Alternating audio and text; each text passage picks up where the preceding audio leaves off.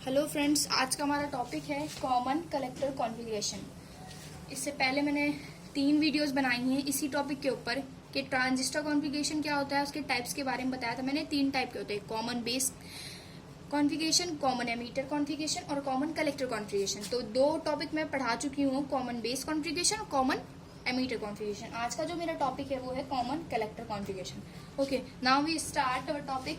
So the circuital arrangement of a PNP transistor in common collector configuration is as shown in the figure। ये PNP transistor का common collector configuration हमने इसमें show किया हुआ है। इस डायग्राम में अगर आप देखें तो इसमें जो हमने शो किया हुआ है वो एनपीएन ट्रांजिस्टर को शो किया हुआ है। ये हमने कौन सा ट्रांजिस्टर यहाँ पे शो किया है? NPN transistor.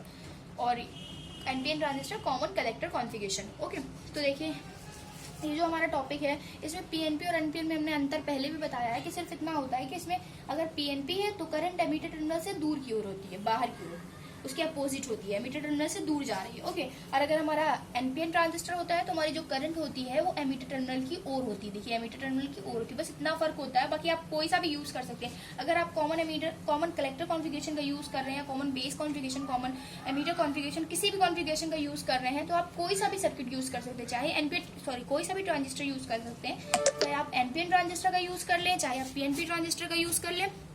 ओके, तो देखिए इसकी थ्योरी क्या होती है। इन this configuration the collector terminal is common. इस कॉन्फ़िगरेशन में क्या होता है? कलेक्टर टर्मिनल हमारा कॉमन होता है। ये थ्योरी है हमारी बाकी दोनों की तरह ही सेम होती है बिल्कुल। ये बहुत ही इजी टॉपिक है। अगर आप समझ लेते हैं एक टॉपिक तो आपको दूसरा टॉपिक भी बहुत ही क्लियरली समझ में आ जाएगा। दूसरा तीसरा टॉपिक सब एक दूसरे से मिलता जुलता है। Okay, in this configuration the collector terminal is common. इसमें कलेक्टर टर्मिनल हमारा कॉमन होता है। उसे क्या कर दिया जाता है? अर्थ से कनेक्ट कर दिया जाता है। So base current IB will be input current. जो हमारी फिर क्या हो जाता है, जो हमारी बेस करंट हो जाती है वो इनपुट करंट की तरह वर्क करती है। Will be output current, and emitter current IE will be output current. जो हमारी एमीटर करंट हो जाती है वो कौन सी करंट की तरह वर्क करती है? आउटपुट करंट की तरह वर्क करती है।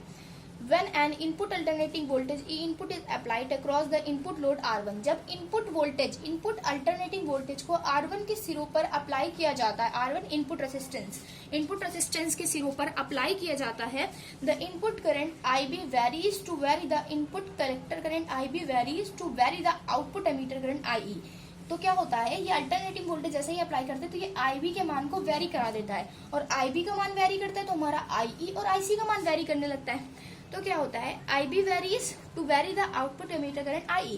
व्हेन द टाइम वेरिंग, जैसे ही टाइम चेंज होता है, टाइम आगे बढ़ता है, the output emitter current is allowed to pass through the load R2। तो हमारी IE करंट कहाँ जाती है? जैसे समय जैसे ही बढ़ता है तो हमारी करंट क्या होती है? R2 में चली जाती है, और R2 के सिरों पर हमें क्या? E आउटपुट प्राप्त होता है। Allowed to pass through the load R2 and amplified voltage E output in same phase is obtain across it. और इसके अक्रॉस हमें आउटपुट लोड प्राप्त होता है, आउटपुट अल्टरनेटिंग वोल्टेज प्राप्त होता है इन सेम फेज। देखिए इसका फेज भी ऐसे है और देखिए ये भी फेज ऐसे ही था, बस क्या होता है इसकी जो एम्पलीट्यूड होता है वो बढ़ जाता है। ओके, देखिए इसका एम्पलीट्यूड इतना है और इसका एम्पलीट्यूड बढ़ जाता है, बट इसका जो फेज होता है वो सेम होता है। अब फेज क्यों सेम होता है? फेज देखिए हमने आपको बताया था कि यहाँ पे हम जानते हैं क्या होता है। यहाँ पे देख लीजिए क्या होता है हमारे पास जो IE करंट होती है वो IE इज इक्वल टू क्या होता है? IB plus IC। इसमें हमने क्या कॉमन रखा हुआ है तो हम इसमें चेंजमेंट होता रहता है, इसलिए इस तरह से रिप्रेजेंट कर सकते हैं। Delta IE is equal to delta IB plus delta IC। Okay, इसमें हमने किस चीज को कॉमन रखा है? कलेक्टर को कॉमन रखा है। कलेक्टर करंट को हमने अर्थ से कनेक्ट कर रखा है तो डेल्टा IC टेंस टू 0 हो जाएगा। ओके, तो delta IE is equal to क्या हो जाएगा? Delta IB। तो ये दोनों पॉजिटिव साइन में आ रहे हैं, तो ये क्या रिप्रेजेंट कर रहा है कि दोनों के फेज जो होंगे वो सेम होंगे। जबकि एमीटर जो कॉन्फ़िगरेशन ने आपको बताया था, एमीटर कॉन्फ़िगरेशन में, उस एमीटर कॉन्फ़िगरेशन में निगेटिव आ रहा था यहाँ पे, मतलब निगेटिव। तो बताया था मैंने कि फेज क्या होगा, इन दोनों का चेंज होगा, इसीलिए क्या होता है सेम फेज में हमें प्राप्त होते हैं ये। ओके, तो इसकी हो गई थ्योरी। अब इससे हमें करंट गेन प्राप्त होता है, वोल्टेज गेन और पावर गेन प्राप्त होता है। देखिए इससे जो प्राप्त होता है हमारे करंट गेन वो क्या होता है? In common collector configuration it is represented by gamma. Common collector configuration में जो करंट गेन होता है हमारा, तो हमारा देखिए करंट गेन क्या होता है? In common collector configuration it is represented by gamma. Common collector configuration में करंट गेन किससे रिप्रेजेंट करते हैं? गामा से। कॉमन बेस में हमने बताया था करंट गेन को रिप्रेजेंट करते हैं अल्फा से। कॉमन एमीटर कॉन्फ़िगरेशन में हमने आपको बताया था रिप्रेजेंट करते हैं करंट गेन को बीटा से, और इसमें किससे रिप्रेजेंट करते हैं? गामा से। ओके, गामा से represent, gamma is equal to क्या होता है? Output current upon input current. इसमें जो आउटपुट करंट है इस डायग्राम से देखिए, आउटपुट करंट क्या है इस डायग्राम से देखिए, आउटपुट करंट हमारी क्या है? आई है। ओके, और इनपुट करंट क्या है? आई बी है। ओके, तो ये delta I E upon delta I B, output current upon input current में चेंजमेंट एट कांस्टेंट वीसीई पर। ओके, वीसीई पर कांस्टेंट, मतलब ये जो हमारा आउटपुट सर्किट होता है उसकी जो वोल्टेज होता है हमारा, उसे हम लोग कॉमन रखते हैं। ओके, तो एट कांस्टेंट वीसीई पर हमारा जो रेशियो होता है output current upon input current का, उसे हम लोग बोलते हैं करंट गेन। ठीक है, देखिए क्या होता है, its value is much more than 1 if both the current input and output does not vary. Its value is much more than 1. अब कह रहे हैं जो गामा की वैल्यू होती है वो 1 से बहुत ज्यादा आती है। अल्फा में मैंने बताया था कि गामा की अल्फा में मैं कॉमन बेस कॉन्फ़िगरेशन में बताया था कि जो करंट गेन की वैल्यू आती है वो 1 से कम आती है। ओके, तो इसकी वैल्यू क्या होती है? गामा की वैल्यू 1 से बड़ी होती है। देखिए गामा की वैल्यू 1 से बड़ी कैसे होती है? हमने सर्किट पहले जो पीएनपी एनपिन ट्रांजिस्टर पढ़ते थे उसमें क्या होता था हमारा, ये इस तरह से कुछ सर्किट होता था। ये हमारा कुछ यहाँ पे डिप्लीशन लेयर बन जाती थी हमारी। ठीक है, मान लीजिए यहाँ पे इलेक्ट्रॉन्स है। ओके, यहाँ पे इलेक्ट्रॉन्स होते थे, यहाँ पे होल्स हैं हमारे। ठीक है, फिर यहाँ पे इलेक्ट्रॉन्स है। ये हमारा क्या है? पीएनपी ट्रांजिस्टर या एनपीएन ट्रांजिस्टर होता था। तो ये हमारा कौन सा बन जाएगा? यहाँ पे इलेक्ट्रॉन्स है, ये एन और ये पी टाइप। तो एनपीएन ट्रांजिस्टर बन गया। इसे हम लोग अगर बैटरी से कनेक्ट कर दें तो ये ऐसे हो गया, ये इस तरह से कुछ बैटरी से कनेक्ट हो जाता था। ओके, अब इसमें क्या होता था, यहाँ से मान लीजिए एमीटर टर्मिनल ये है हमारा, ये हमारा है बेस टर्मिनल। सॉरी, ये जरा ऐसे बन गया, ये बेस टर्मिनल मान लीजिए हमारा। ठीक है, ये बेस टर्मिनल हो गया हमारा, और ये कौन सा टर्मिनल है? कलेक्टर टर्मिनल है। करंट हमारी फ्लो हुई, यहाँ से फ्लो होना शुरू हुई हमारी आई। ओके, ये इलेक्ट्रॉन्स थे वो चलना शुरू हो गए इस ओर। आई हमारी कितनी थी? 100% थी। ठीक है, आई हमारी कितनी है? 100% है। ओके, फिर हमारा आई अगर 100% है तो 100% करंट जब चली और वो पी टाइप लेयर में गई, तो पी टाइप लेयर से क्या होता है? कुछ होल उपस्थित है पी टाइप लेयर में। पी टाइप लेयर के होल जो होते हैं इससे इलेक्ट्रॉन से कंबाइंड हो जाते हैं, रिकम्बाइंड हो जाते हैं, जिसके कारण क्या होता है? 5% रिकम्बाइंड हो गया। मान लीजिए 100% थे इलेक्ट्रॉन्स, हमारे नंबर ऑफ इलेक्ट्रॉन 100% थे, जिसकी वजह से 100% आई करंट फ्लो हुई थी। लेकिन क्या हुआ? 5% इलेक्ट्रॉन होल से ये रिकम्बाइंड हो गए। तो मान लीजिए 5% के कारण क्या हुई? आई बी करंट जो हमारी प्राप्त हुई हमें, वो 5% रिकम्बाइंड ऑफ इलेक्ट्रॉन्स और होल्स के रिकम्बाइंड हो जाने के कारण आई भी हमारी 5% प्राप्त हो गई। बाकी बचे हुए कितने इलेक्ट्रॉन्स? इसके कितने इलेक्ट्रॉन्स बचे? 95% इलेक्ट्रॉन बचे। ये 95% इलेक्ट्रॉन कहाँ चले जाते हैं? ये 95 इलेक्ट्रॉन्स इसमें चले जाते हैं। ओके, कलेक्टर टर्मिनल चले जाते हैं। ये 95% इलेक्ट्रॉन कलेक्टर करंट को डेवलप करते हैं। तो 95 इलेक्ट्रॉन्स का जो कलेक्टर करंट डेवलप होती है, मान लीजिए वो 95% है।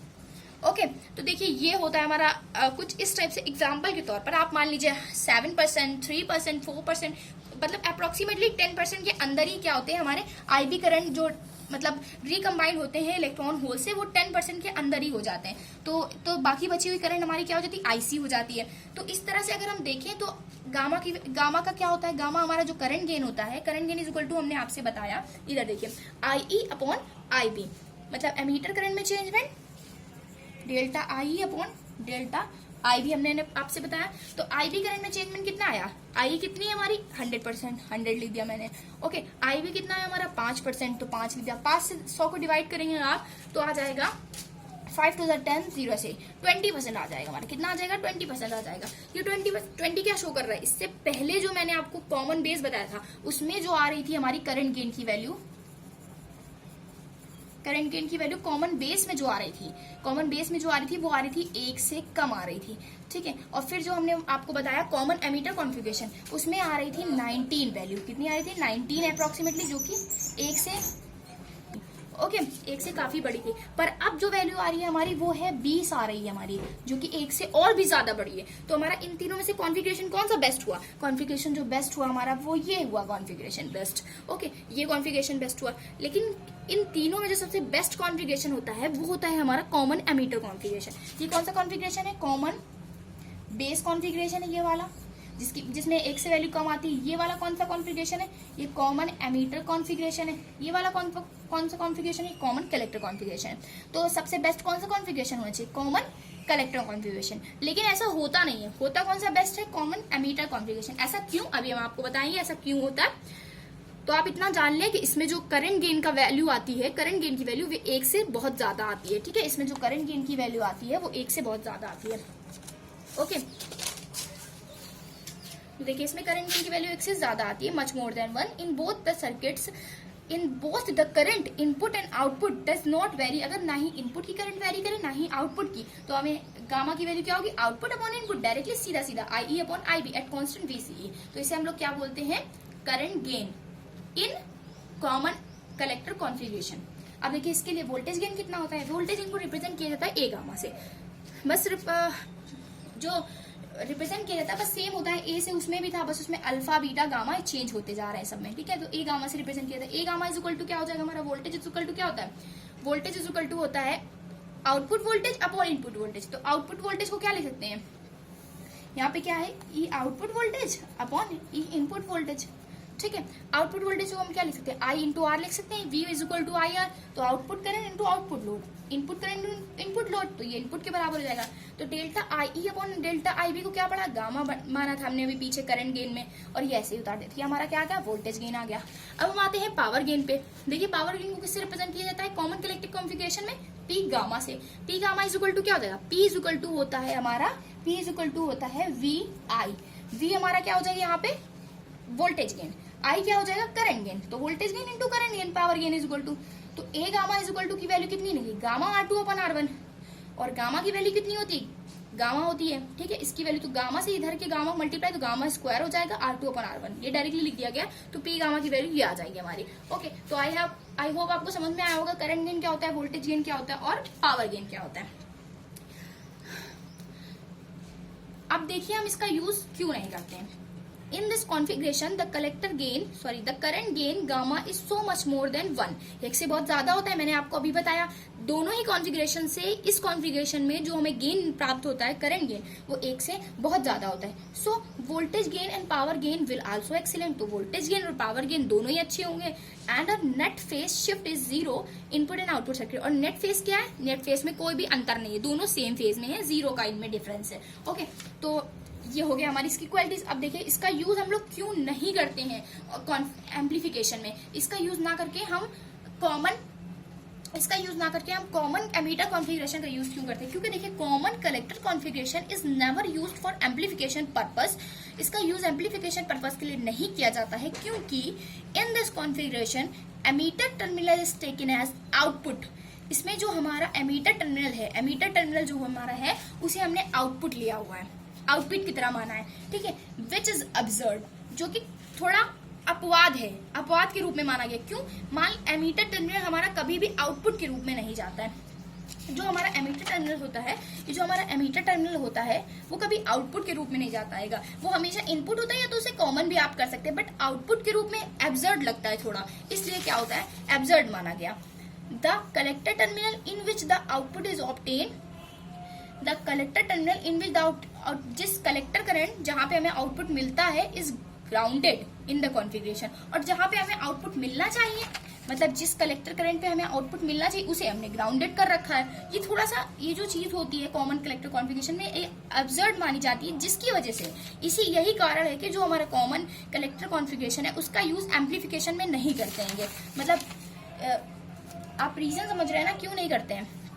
The best configuration among all three in common emitter configuration, जो तीनों में ही हमारा बेस्ट कॉन्फ़िगरेशन होता है वो होता है हमारा कॉमन एमीटर कॉन्फ़िगरेशन। तो हम लोग कॉमन कलेक्टर का यूज क्यों नहीं करते हैं? क्योंकि इसमें हमारा जो हमारी एमीटर करंट होती है वो हमें आउटपुट पे मिलती है। जो हमारी एमीटर करंट होती है वो हमें कहाँ मिलती है? आउटपुट पे मिलती है। ये एमीटर करंट हमें आउटपुट पे मिल रही है, जहां पे जो करंट हमें आउटपुट पे मिलनी चाहिए वो हमारी ग्राउंड पे,